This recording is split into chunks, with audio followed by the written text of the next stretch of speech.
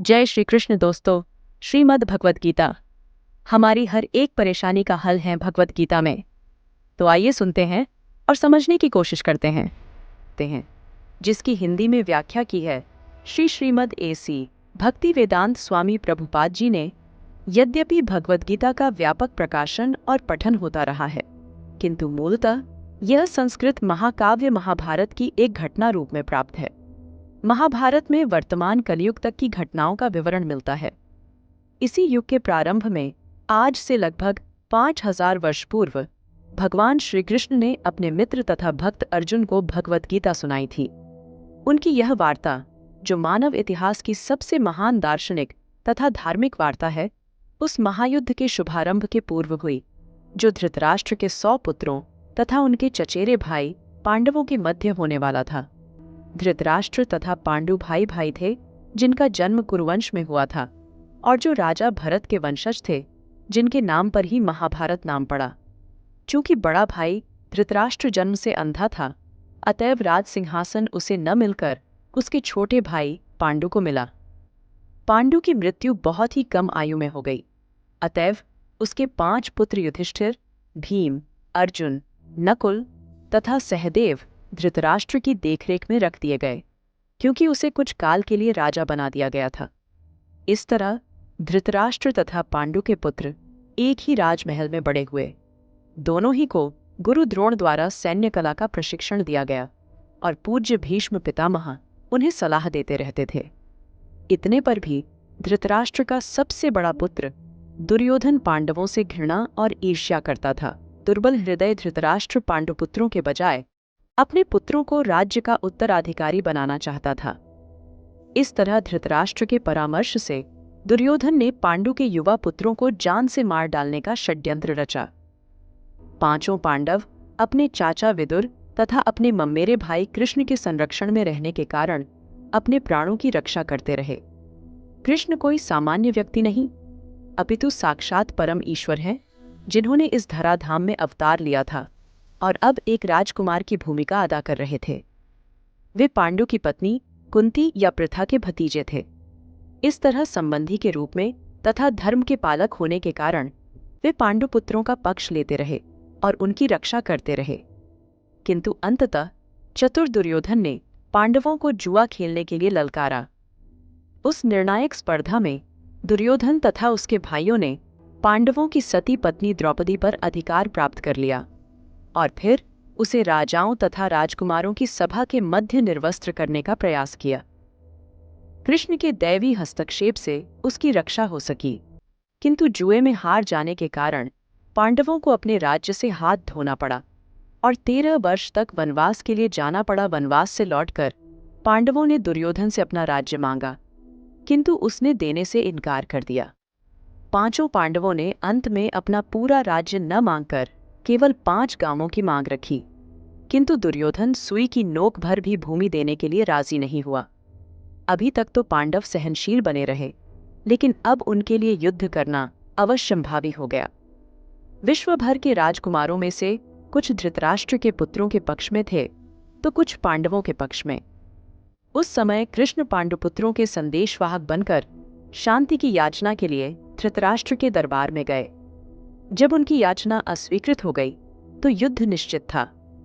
अत्यंत सच्चरित्र 5 पांडवों ने कृष्ण को भगवान के रूप में पहचान लिया था, किंतु धृतराष्ट्र के दुष्ट पुत्र उन्हें नहीं समझ पाए थे।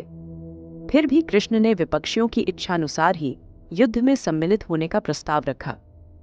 ईश्वर के रूप में वे युद्ध नहीं कर सकते थे, किंतु जो भी उनकी सेना का उपयोग करना चाहे कर सकता था। राजनीति में कुशल दुर्योधन ने कृष्ण की सेना झपट ली, जबकि पांडवों ने कृष्ण को लिया। इस प्रकार कृष्ण अर्जुन के सारथी बने और उन्होंने उस सुप्रसिद्ध धनुर्धर का रथ हाँकना स्वीकार किया। इस तरह हम उस बिंदु तक पहुंच जाते हैं जहां से भगवद गीता का शुभारंभ होता है। दोनों ओर की सेनाएं युद्ध के लिए तैयार खड़ी हैं और धृतराष्ट्र अपने सचिव संजय से पूछ रहा है कि उन सेनाओं ने क्या किया। पहला अध्याय, कुरुक्षेत्र के युद्धस्थल में सैन्य निरीक्षण। पहला श्लोक।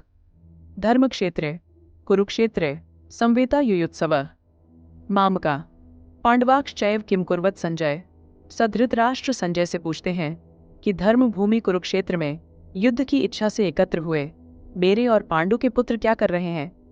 धृतराष्ट्र जानना चाहते हैं कि युद्ध स्थल पर आखिर हो क्या रहा है। श्लोक 2।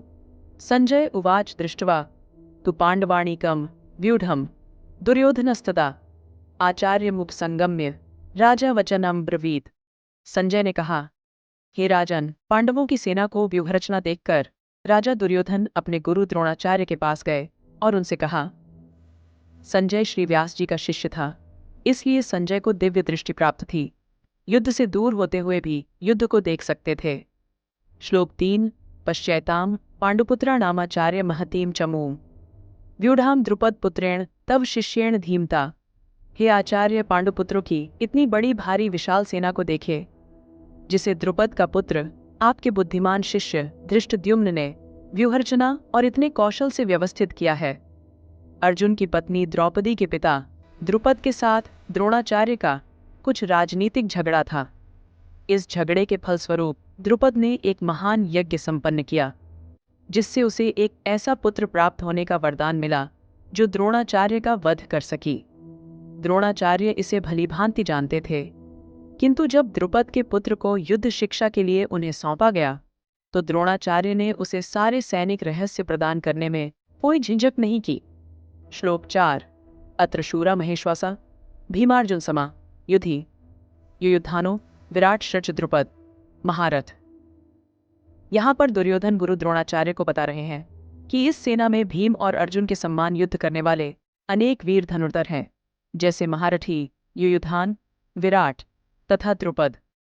हालांकि युद्ध कला में द्रोणाचार्य की महान शक्ति के समक्ष धृष्टद्युम्न महत्वपूर्ण बाधक नहीं था, किंतु ऐसे अनेक योद्धा थे जिनसे भय था।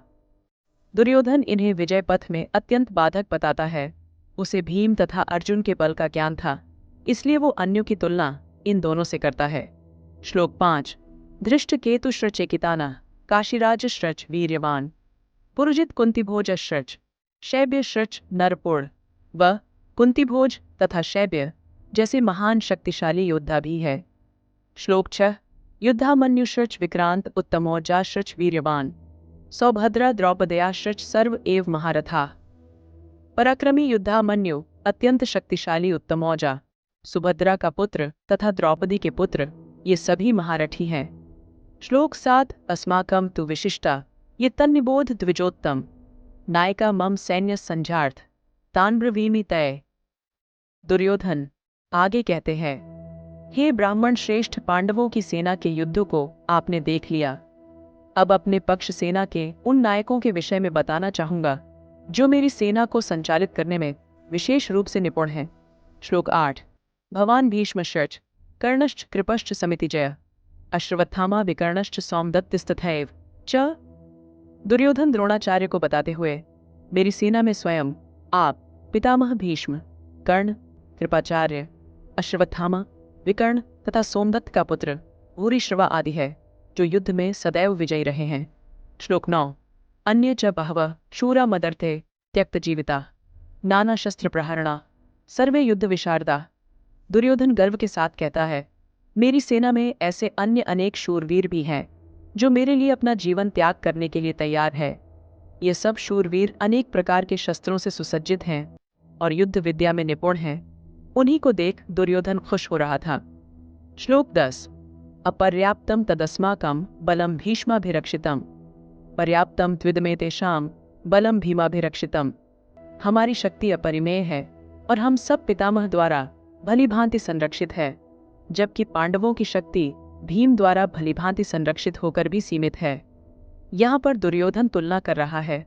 वह सोचता है कि अत्यंत अनुभवी सेना नायक भीष्म पितामह के द्वारा विशेष रूप से संरक्षित होने के कारण उसकी सशस्त्र सेनाओं की शक्ति अपरिमेय है। दूसरी ओर पांडवों की सेनाएं सीमित है, क्योंकि उनकी सुरक्षा एक कम अनुभवी नायक भीम द्वारा की जा रही है, जो भीष्म की तुलना में नगण्य है। दुर्योधन सदैव भीम से ईर्ष्या करता था, क्योंकि वह जानता था कि यदि उसकी मृत्यु कभी हुई भी तो वह भीम के द्वारा ही होगी, किंतु साथ ही उसे दृढ़ विश्वास था कि भीष्म की उपस्थिति में उसकी विजय निश्चित है, क्योंकि भीष्म कहीं अधिक उत्कृष्ट सेनापति है। वह युद्ध में विजयी होगा, यह उसका दृढ़ निश्चय था। श्लोक 11। अयनेषु च सर्वेषु यथाभागं वस्थिता भीष्ममेवाभिरक्षन्तु भवन्तः सर्व एव हि। दुर्योधन को पूर्ण विश्वास था कि कुरुओं की विजय भीष्मदेव की उपस्थिति पर निर्भर है। दुर्योधन ने बलपूर्वक कहा कि भीष्मदेव निस्संदेह महानतम योद्धा है, किंतु अब वे वृद्ध हो चुके हैं, इसलिए प्रत्येक सैनिक को चाहिए कि चारों ओर से उनकी सुरक्षा का विशेष ध्यान रखे। हो सकता है कि किसी एक दिशा में युद्ध करने में लग जाए और शत्रु इस व्यस्तता का लाभ उठा ले, इसलिए यह आवश्यक है कि अन्य योद्धा मोर्चों पर अपनी अपनी स्थिति पर अडिग रहे और शत्रु को व्यूह न तोड़ने दे। श्लोक 12। तस्य सज्जनयन् हर्षं कुरुवृद्धः पितामह सिंहनादम विनद्योच्चय शखम दध्मौ प्रतापवान। तब कुरुवंश के सबसे वयोवृद्ध, सबसे परम प्रतापी एवं वृद्ध पितामह ने सिंह गर्जना की सी ध्वनि करने वाले अपने शंख को उच्च स्वर से बजाया, जिससे दुर्योधन के हृदय में हर्ष उत्पन्न हुआ। श्लोक 13। ततः शाखाश्च भैर्यश्च पणवानकगो मुखा सहसैवाभ्यहन्यन्त स शब्दस्तुमुलो भवत्। पितामह भीष्म के द्वारा शंख बजाने के तत्पश्चात शंख, नगाड़े, बिगुल, तुरही तथा सींग सहसा एक साथ बज उठे। वह संवेद स्वर अत्यंत कोलाहलपूर्ण था। जब युद्ध शुरू होने वाला होता है, उससे पहले ये सब बजाए जाते हैं ताकि सब सचेत हो जाए, युद्ध के लिए तैयार हो जाए। पर महाभारत के युद्ध में योद्धा और सेना इतनी थी कि उस अत्यंत विशाल युद्ध से पहले के नाक से तीनों लोग गुज उठे। श्लोक 14। ततः श्रवेतैर्हयैर्युक्ते महति स्यन्दने स्थितौ माधवः पांडवश्रचैव दिव्यशखौ प्रदद्मतु। श्रवेत घोड़ों द्वारा खींचे जाने वाले विशाल रथ पर आसीन कृष्ण तथा अर्जुन ने अपने अपने दिव्य शंख बजाए। भीष्मदेव द्वारा बजाए गए शंख की तुलना में कृष्ण तथा अर्जुन के शंखों को दिव्य कहा गया है। दिव्य शंखों के नाद से यह सूचित हो रहा था कि दूसरे पक्ष की विजय की कोई आशा न थी, क्योंकि कृष्ण पांडवों के पक्ष में थे। श्लोक 15। पांचजन्यम हृषिकेशो देवदत्तम धनंजय पौंड्रम दध्मौ महाशंख भीमकर्मा वृकोदर। भगवान कृष्ण ने अपना पांचजन्य शंख बजाया। अर्जुन ने देवदत्त शंख तथा अतिभोजी एवं अतिमानवीय कार्य करने वाले भीम ने पौंड्र नामक भयंकर शंख बजाया। तात्पर्य: इस श्लोक में भगवान कृष्ण को ऋषिकेश कहा गया है, क्योंकि वे ही समस्त इंद्रियों के स्वामी हैं। सारे जीव उनके भिन्नांश हैं, अतः जीवों की इंद्रियां भी उनकी इंद्रियों के अंश हैं। चूंकि निर्विशेषवादी जीवों की इंद्रियों का कारण बताने में असमर्थ हैं, इसीलिए वे जीवों को इंद्रिय रहित या निर्विशेष कहने के लिए उत्सुक रहते हैं। भगवान समस्त जीवों के हृदयों में स्थित होकर उनकी इंद्रियों का निर्देशन करते हैं। यहाँ कुरुक्षेत्र की युद्ध भूमि में भगवान कृष्ण अर्जुन की दिव्य इंद्रियों का निर्देशन करते हैं, इसीलिए उनको ऋषिकेश कहा गया है। भगवान के विविध कार्यों के अनुसार उनके भिन्न भिन्न नाम हैं। इस श्लोक में अर्जुन को धनंजय कहा गया है, क्योंकि जब इनके बड़े भाई को विभिन्न यज्ञ संपन्न करने के लिए धन की आवश्यकता हुई थी, तो उसे प्राप्त करने में इन्होंने सहायता की थी। इसी प्रकार भीम वृकोदर कहलाते हैं, क्योंकि जैसे वे अधिक खाते हैं, उसी प्रकार वे अतिमानवीय कार्य करने वाले हैं, जैसे हिडिंबासुर का वध। श्लोक 16, 17, 18। अनंत विजयम राजा कुंती पुत्रो युधिष्ठिर नकुला सहदेवश सुघोष मणिपुष्पकौ काश्यश्च परमेश्वास शिखंडी च महारथः धृष्टद्युम्नो विराटश्च सात्विकिश्च पराजितः द्रुपदो द्रौपदेयाश्च सर्वशः पृथिवीपते सौभद्रश्च महाबाहु शंखान दद्मु पृथक पृथक। हे राजन, कुंतीपुत्र राजा युधिष्ठिर ने अपना अनंत विजय नामक शंख बजाया तथा नकुल और सहदेव ने सुघोष एवं मणिपुष्पक शंख बजाए। महान धनुर्धर काशीराज, परम योद्धा शिखंडी, धृष्टद्युम्न, विराट, अजय सात्यकी, द्रुपद, द्रौपदी के पुत्र तथा सुभद्रा के महाबाहु पुत्र आदि सबों ने अपने अपने शंख बजाए। तात्पर्य: संजय ने राजा धृतराष्ट्र को अत्यंत चतुराई से यह बताया कि पांडु के पुत्रों को धोखा देने तथा राज्य सिंहासन पर अपने पुत्रों को आसीन कराने की यह अविवेकपूर्ण नीति श्लाघनीय नहीं थी। लक्षणों से पहले से ही यह सूचित हो रहा था कि इस महायुद्ध में सारा कुरुवंश मारा जाएगा। भीष्म पितामह से लेकर अभिमन्यु तथा अन्य पौत्रों तक विश्व के अनेक देशों के राजाओं समेत उपस्थित सारे के सारे लोगों का विनाश निश्चित था। यह सारी दुर्घटना राजा धृतराष्ट्र के कारण होने जा रही थी, क्योंकि उसने अपने पुत्रों की कुनीति को प्रोत्साहन दिया था। श्लोक 19। सघोषो धार्तराष्ट्राणाम हृदयानि व्यधारयत् नभश्च पृथिवीं चैव तुमुलोऽभ्यनुनादयन्। इन विभिन्न शंखों की ध्वनि कोलाहलपूर्ण बन गई, जो आकाश तथा पृथ्वी को शब्दायमान करती हुई धृतराष्ट्र के पुत्रों के हृदयों को विदीर्ण करने लगी। भीष्म तथा दुर्योधन के पक्ष के अन्य वीरों ने अपने अपने शंख बजाए, तो पांडवों के हृदय विदीर्ण नहीं हुए। ऐसी घटनाओं का वर्णन नहीं मिलता, किंतु इस विशिष्ट श्लोक में कहा गया है कि पांडव पक्ष के शंखनाद से धृतराष्ट्र के पुत्रों के हृदय विदीर्ण हो गए। इसका कारण स्वयं पांडव और भगवान कृष्ण में उनका विश्वास है। परमेश्वर की शरण ग्रहण करने वाले को किसी प्रकार का भय नहीं रह जाता, चाहे वह कितनी ही विपत्ति में क्यों न हो। श्लोक 20। अथ व्यवस्थितान् दृष्ट्वा धार्तराष्ट्रान् कपिध्वजः प्रवृत्ते शस्त्र संपाते धनुरुद्यम्य पांडवः ऋषिकेशम तदा वाक्यमिदमः महीपते। उस समय हनुमान से अंकित ध्वजा लगे रथ पर आसीन पांडुपुत्र अर्जुन अपना धनुष उठाकर तीर चलाने के लिए उद्यत हुआ। हे राजन, धृतराष्ट्र के पुत्रों को व्यूह में खड़ा देखकर अर्जुन ने श्रीकृष्ण से ये वचन कहे। युद्ध प्रारंभ होने ही वाला था। श्लोक 21 और 22। अर्जुन उवाच सेनयोरुभयोर्मध्ये रथं स्थापयमेच्युत यावदेतान् निरीक्षेऽहं योद्धकामानवस्थितान् कैर्मया सह योद्धव्यमस्मिन् रणसमुद्यमे। अर्जुन ने कहा, हे अच्युत, कृपा करके मेरा रथ दोनों सेनाओं के बीच ले चलें, जिससे मैं यहाँ उपस्थित युद्ध की अभिलाषा रखने वालों को और शस्त्रों की इस महान परीक्षा में जिनसे मुझे संघर्ष करना है, उन्हें देख सकूं। भगवान का शुद्ध भक्त होने के कारण अर्जुन को अपने बंधु बांधवों से युद्ध करने की तनिक भी इच्छा न थी, किंतु दुर्योधन द्वारा शांतिपूर्ण समझौता न करके हठ धर्मिता पर उतारू होने के कारण उसे युद्ध भूमि में आना पड़ा। इसलिए वह यह जानने के लिए अत्यंत उत्सुक था कि युद्ध भूमि में कौन कौन से अग्रणी व्यक्ति उपस्थित हैं। यद्यपि युद्ध भूमि में शांति प्रयासों का कोई प्रश्न नहीं उठता, तो भी वह उन्हें फिर से देखना चाह रहा था, और यह देखना चाह रहा था कि वे इस अवांछित युद्ध पर किस हद तक तुले हुए हैं। श्लोक 23। योत्स्यमानान् वेक्षेऽहं य एतेऽत्र समागताः धार्तराष्ट्रस्य दुर्बुद्धेर्युद्धे प्रियचिकीर्षवः। आगे अर्जुन ने कहा, मुझे उन लोगों को देखने दीजिए जो यहाँ पर धृतराष्ट्र के दुर्बुद्धि पुत्र दुर्योधन को प्रसन्न करने की इच्छा से लड़ने के लिए आए हुए हैं। यह सर्वविदित था कि दुर्योधन अपने पिता धृतराष्ट्र की सांठगांठ से पापपूर्ण योजनाएं बनाकर पांडवों के राज्य को हड़पना चाहता था। अर्जुन को युद्ध प्रारंभ होने के पूर्व यह तो जान ही लेना चाहता था कि कौन कौन से लोग आए हुए हैं। श्लोक 24। संजय उवाच एव मुक्तो हृषिकेशो गुडाकेशेन भारत सेनयोरुभयोर्मध्ये स्थापयित्वा रथोत्तमम्। संजय ने कहा, हे भरतवंशी, अर्जुन द्वारा इस प्रकार संबोधित किए जाने पर भगवान कृष्ण ने दोनों दलों के बीच में उस उत्तम रथ को लाकर खड़ा कर दिया। श्लोक 25। भीष्म द्रोण प्रमुखतः सर्वेषां च महीक्षिताम् उवाच पार्थ पश्यैतान् समवेतान् कुरुनिति। भीष्म, द्रोण तथा विश्व भर के अन्य समस्त राजाओं के सामने भगवान ने कहा कि हे पार्थ, यहाँ पर एकत्र सारे कुरुओं को देखो।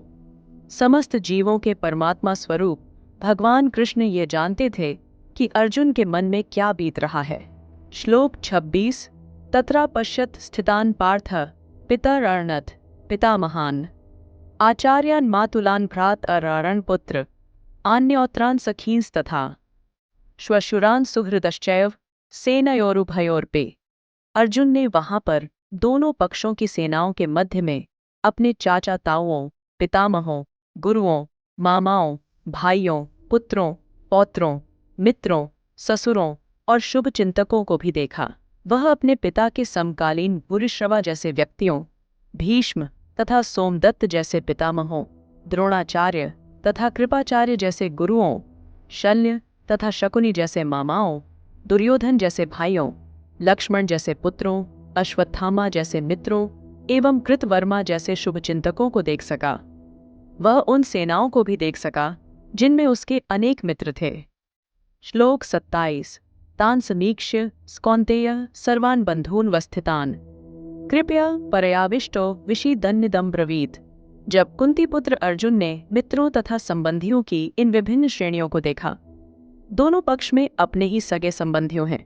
अपनों के दो पक्ष बन गए थे, उसमें से एक शत्रु का है। हर किसी से अर्जुन की लड़ाई नहीं थी, लेकिन अब युद्ध में उनके साथ लड़ना होगा। तो वह करुणा से अभिभूत हो गया और इस प्रकार बोला। श्लोक 28। अर्जुन उवाच दृष्ट्वेमं स्वजनं कृष्ण युयुत्सु समुपस्थितं सीदन्ति मम गात्राणि मुखं च परिशुष्यति। अर्जुन ने कहा, हे कृष्ण, इस प्रकार युद्ध की इच्छा रखने वाले अपने मित्रों तथा संबंधियों को अपने समक्ष उपस्थित देखकर मेरे शरीर के अंग कांप रहे हैं, वो सूखा जा रहा है। भक्ति से युक्त मनुष्य में वे सारे सद्गुण रहते हैं जो सत्पुरुषों या देवताओं में पाए जाते हैं। अतः स्वजनों, मित्रों तथा संबंधियों को युद्ध भूमि में देखते ही अर्जुन उन सबों के लिए करुणा से अभिभूत हो गया। श्लोक 29। वेपथुश्च शरीर में रोमहर्षश्च जायते गांडीवं स्त्रंस्ते हस्तात्वक चैव परिदयते। मेरा सारा शरीर कांप रहा है, मेरे रोंगटे खड़े हो रहे हैं, मेरा गांडीव धनुष मेरे हाथ से सरक रहा है और मेरी त्वचा जल रही है। भौतिक भय अर्थात जीवन की हानि के कारण है। अन्य लक्षणों से भी यह स्पष्ट है। वह इतना अधीर हो गया कि उसका विख्यात धनुष गांडीव उसके हाथों से सरक रहा था और उसकी त्वचा में जलन उत्पन्न हो रही थी। ये सब लक्षण देहात्म बुद्धि से जन्य हैं।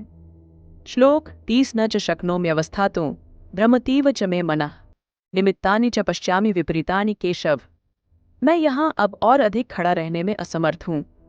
मैं अपने को भूल रहा हूँ और मेरा सिर चकरा रहा है। हे कृष्ण, मुझे तो केवल अमंगल के कारण दिख रहे हैं। अपने अधैर्य के कारण अर्जुन युद्ध भूमि में खड़ा रहने में असमर्थ था और अपने मन की इस दुर्बलता के कारण उसे आत्मविस्मृति हो रही थी। श्लोक 31। न च श्रेयोनुपश्यामि हत्वा स्वजन महवे न कांक्ष विजयम कृष्ण न च राज्यम सुखानि च। हे कृष्ण, इस युद्ध में अपने ही स्वजनों का वध करने से न तो मुझे कोई अच्छाई दिखती है और न मैं उससे किसी प्रकार की विजय, राज्य या सुख की इच्छा रखता हूँ। ऐसे अपनों का ही वध करके किस प्रकार सुख की इच्छा कर सकता हूँ। श्लोक 32, 33, 34, 35। किन्नो राज्यन गोविंद किन भोगैर जीवितेन वा येषामर्थे कांक्षितम नो राज्यम भोगा सुखानि च त इमे वस्थिता युद्धे प्राणान् त्यक्त्वा धनानि च। आचार्यः पितरः पुत्रास्तथैव च पितामहः मातुलाः श्वशुराः पौत्राः शालाः सम्बन्धिनस्तथा एतान् हन्तुमिच्छामि घ्नतोऽपि मधुसूदन अपि त्रैलोक्यराज्यस्य हेतोः किन्नु मही कृते निहत्य धार्त राष्ट्रान्नः का प्रीतिः स्याज्जनान् जनार्दन। अर्जुन ने कहा, हे गोविंद, हमें राज्य, सुख अथवा इस जीवन से क्या लाभ, क्योंकि जिन सारे लोगों के लिए हम उन्हें चाहते हैं वे ही इस युद्ध भूमि में खड़े हैं। हे मधुसूदन, जब गुरुजन, पितृगण, पुत्रगण, पितामह, मामा, ससुर, पौत्रगण, साले तथा अन्य सारे संबंधी अपना अपना धन एवं प्राण देने के लिए तत्पर हैं और मेरे समक्ष खड़े हैं, तो फिर मैं इन सबको क्यों मारना चाहूंगा, भले ही वे मुझे क्यों न मार डालें। हे जीवों के पालक, मैं इन सबों से लड़ने को तैयार नहीं, भले ही बदले में मुझे तीनों लोग क्यों न मिलते हो। इस पृथ्वी की तो बात ही छोड़ दें, भला धृतराष्ट्र के पुत्रों को मारकर हमें कौन सी प्रसन्नता मिलेगी। श्लोक 36। पापमेवा श्रेयदस्मान् हत्वैतनाता यिनः तस्मान् नार्हा वयं हन्तुं धार्तराष्ट्रान् बान्धवान् स्वजनम ही कथम हत्वा सुखिनः श्याम माधव। आगे अर्जुन ने कहा, यदि हम ऐसे आतताइयों का वध करते हैं तो हम पर पाप चढ़ेगा, अतः यह उचित नहीं होगा कि हम धृतराष्ट्र पुत्रों तथा उनके मित्रों का वध करें। हे लक्ष्मीपति कृष्ण, इससे हमें क्या लाभ होगा और अपने ही कुटुंबियों को मारकर हम किस प्रकार सुखी हो सकते हैं। श्लोक 37, 38। यद्यप्येतेन पश्यन्ति लोभोपहत चेतसः कुलक्षय कृतं दोषम मित्रद्रोहे च पातकम कथम न झेयमस्माभिः पापादस्मान् निवर्तितुम। कुलक्षय कृतं दोषम प्रपश्यद्भिर्जनार्दन। हे जनार्दन, यद्यपि लोभ से अभिभूत चित्त वाले ये लोग अपने परिवार को मारने या अपने मित्रों से द्रोह करने में कोई दोष नहीं देखते, किंतु हम लोग जो परिवार के विनष्ट करने में अपराध देख सकते हैं, ऐसे पाप कर्मों में क्यों प्रवृत्त हों। क्षत्रिय से यह आशा नहीं की जाती कि वह अपने विपक्षी दल द्वारा युद्ध करने या जुआ खेलने का आमंत्रण दिए जाने पर मना करे। ऐसी अनिवार्यता में अर्जुन लड़ने से नकार नहीं सकता, क्योंकि उसको दुर्योधन के दल ने ललकारा था। इस प्रसंग में अर्जुन ने विचार किया कि हो सकता है कि दूसरा पक्ष इस ललकार के परिणामों के प्रति अनभिज्ञ हो, किंतु अर्जुन को तो दुष्परिणाम दिखाई पड़ रहे थे, अतः वह इस ललकार को स्वीकार नहीं कर सकता। यदि परिणाम अच्छा हो तो कर्तव्य वस्तुतः पालनीय है, किंतु यदि परिणाम विपरीत हो तो हम उसके लिए बाध्य नहीं होते। इन पक्ष विपक्षों पर विचार करके अर्जुन ने युद्ध न करने का निश्चय किया। श्लोक 39। कुलक्षये प्रणश्यन्ति कुलधर्मा सनातनाः धर्मे नष्टे कुलम कृतस्त्रम धर्मो विभवत्युत। कुल का नाश होने पर सनातन कुल परंपरा नष्ट हो जाती है और इस तरह शेष कुल भी अधर्म में प्रवृत्त हो जाता है। वर्णाश्रम व्यवस्था में धार्मिक परंपराओं के अनेक नियम हैं, जिनकी सहायता से परिवार के सदस्य ठीक से उन्नति करके आध्यात्मिक मूल्यों की उपलब्धि कर सकते हैं। परिवार में जन्म से लेकर मृत्यु तक के सारे संस्कारों के लिए वयोवृद्ध लोग उत्तरदायी होते हैं, किंतु इन वयोवृद्धों की मृत्यु के पश्चात संस्कार संबंधी पारिवारिक परंपराएं रुक जाती हैं और परिवार के जो तरुण सदस्य बचे रहते हैं, वे अधर्ममय व्यसनों में प्रवृत्त होने से मुक्ति लाभ से वंचित रह सकते हैं। अतः किसी भी कारणवश परिवार के वयोवृद्धों का वध नहीं होना चाहिए। श्लोक 40। अधर्माभिभवात् कृष्ण प्रदुष्यन्ति कुल स्त्रियः स्त्रीषु दुष्टासु वा श्रेणेय जायते वर्ण संकरः। हे कृष्ण, जब कुल में अधर्म प्रमुख हो जाता है तो कुल की स्त्रियां दूषित हो जाती हैं और स्त्रीत्व के पतन से हे वृषनिवंशी अवांछित संतानें उत्पन्न होती हैं। जीवन में शांति, सुख तथा आध्यात्मिक उन्नति का मुख्य सिद्धांत मानव समाज में अच्छी संतान का होना है। वर्णाश्रम धर्म के नियम इस प्रकार बनाए गए थे कि राज्य तथा जाति की आध्यात्मिक उन्नति के लिए समाज में अच्छी संतान उत्पन्न हो। ऐसी संतान समाज में स्त्री के सतीत्व और उसकी निष्ठा पर निर्भर करती है। जिस प्रकार बालक सरलता से कुमारगामी बन जाते हैं, उसी प्रकार स्त्रियां भी पतनोन्मुखी होती हैं। अतः बालकों तथा स्त्रियों दोनों को ही समाज के वयोवृद्धों का संरक्षण आवश्यक है। श्लोक 41। संकरो नरकायैव कुलघ्नानां कुलस्य च पतन्ति पितरो ह्येषां लुप्तपिण्डोत्क्रिया।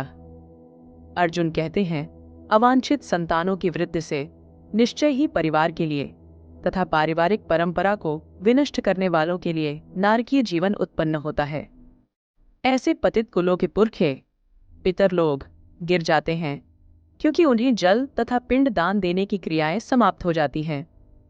स्काम कर्म के विधि विधानों के अनुसार कुल के पितरों को समय समय पर जल तथा पिंड दान दिया जाना चाहिए। यह दान विष्णु पूजा द्वारा किया जाता है, क्योंकि विष्णु को अर्पित भोजन के उच्छिष्ट भाग प्रसाद के खाने से सारे पाप कर्मों से उद्धार हो जाता है।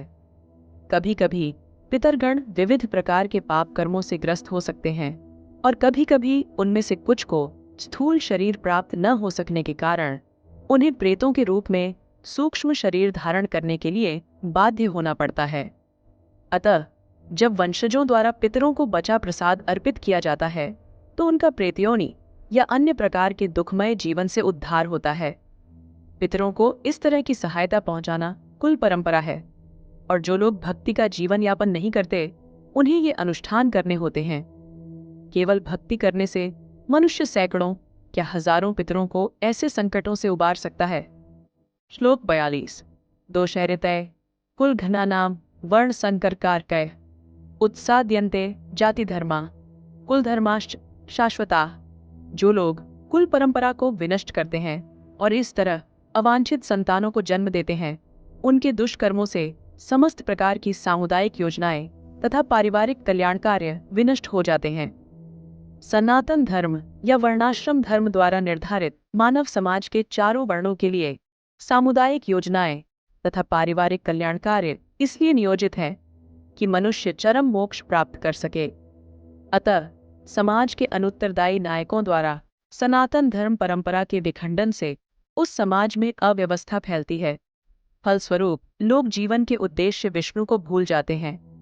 ऐसे नायक अंधे कहलाते हैं और जो लोग इनका अनुगमन करते हैं वे निश्चय ही कुव्यवस्था की ओर अग्रसर होते हैं। श्लोक 43 उत्सन्न कुल धर्माणाम मनुष्याणाम जनार्दन नरके नियतम वासो अवतीत्यनुशुश्रुम।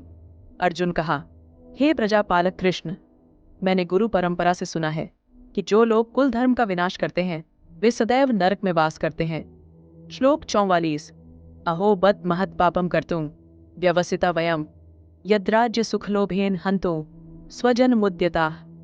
ओ, कितने आश्चर्य की बात है कि हम सब जघन्य पाप कर्म करने के लिए उद्यत हो रहे हैं।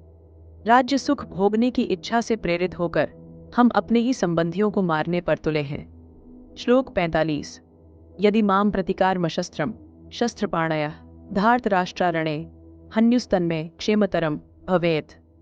यदि शस्त्रधारी धृतराष्ट्र के पुत्र मुझ निहत थे तथा रणभूमि में प्रतिरोध न करने वाले को मारे तो यह मेरे लिए श्रेयस्कर होगा। श्लोक 46 संजय उवाच एव मुक्त्वार्जुना संख्ये रथोपस्थ उपाविशद विसृज्य सशरम चापम शोकसम विघ्नमानसः।